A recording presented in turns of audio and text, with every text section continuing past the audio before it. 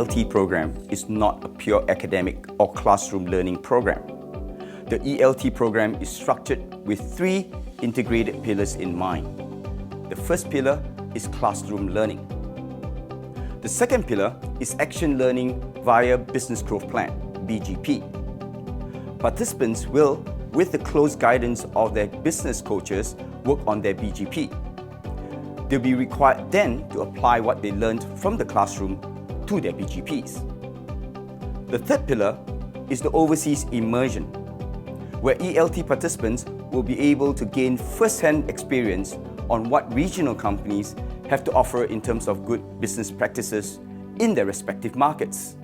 The ultimate objective is to ensure ELT participants make good progress in their transformation and expansion plans.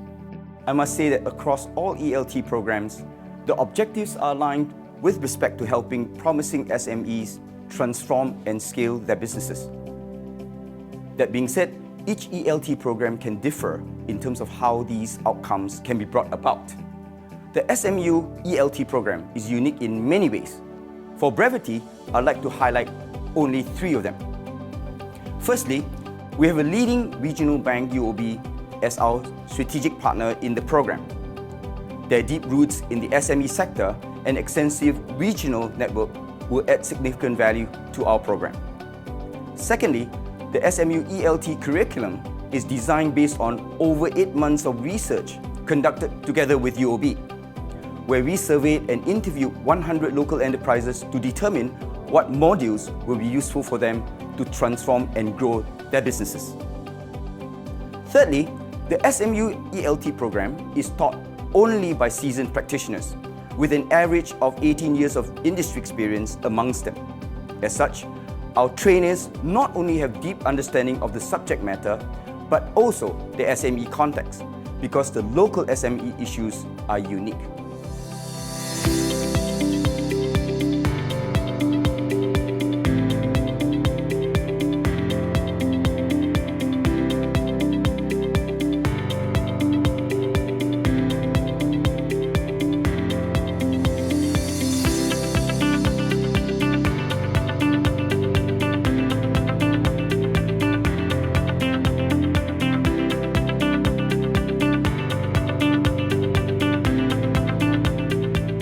As a trainer, I run the Digital Transformation and Innovation for Growth module, which focuses on sharing with the business leaders how they can successfully digitalize their business processes or innovate on their business models. Now, as a coach, my role is to act as an advisor and a sounding board as the business leaders develop or conduct their initial market validation of their business growth plans. This happens in parallel with the in-class modules, such that they can put to practice what they have learned. The business growth plan is the most important outcome upon the completion of the program. It is a crystallization of all the key elements covered throughout the program, which are developed by the business leaders themselves. It is meant to provide them with a clear and well-considered business strategy, factoring in financial considerations, market expansion, technology enablement, branding and communications, and human resources. I see my role as an advisor, as these business leaders know their domain or industries better than anyone else. But I add value by providing an independent third-party perspective. I take a 3-step approach, which I call the 3F: focus, facilitate, and formation. So for focus, as a starting point, this would be a business area which the business leaders has identified as a key priority to achieve growth. And this would typically come about during the course of their in-class modules. Next, facilitate. What I often do is ask them very pointed questions to help them fine-tune their idea or plan, or to challenge some of their assumptions. And finally, formation. By this stage, the business leaders should have a clear vision on where they need to head.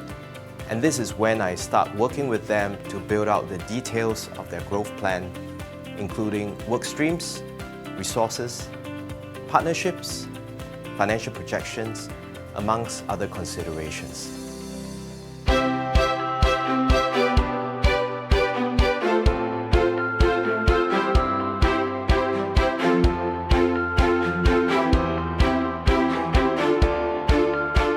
There were 3 aspects that stood out for me, and they all begin with the letter E. The first E is engaging trainers. We had incredible trainers who were generous in imparting their knowledge and dispensing practical advice and sharing their wealth of experience. The trainers made the effort to actively engage us and encourage two-way communication through facilitated group discussions and interactive elements and games. The second E is the exchange of ideas. Besides learning from the trainers, I've also gained from the rich learning environment created by my fellow coursemates.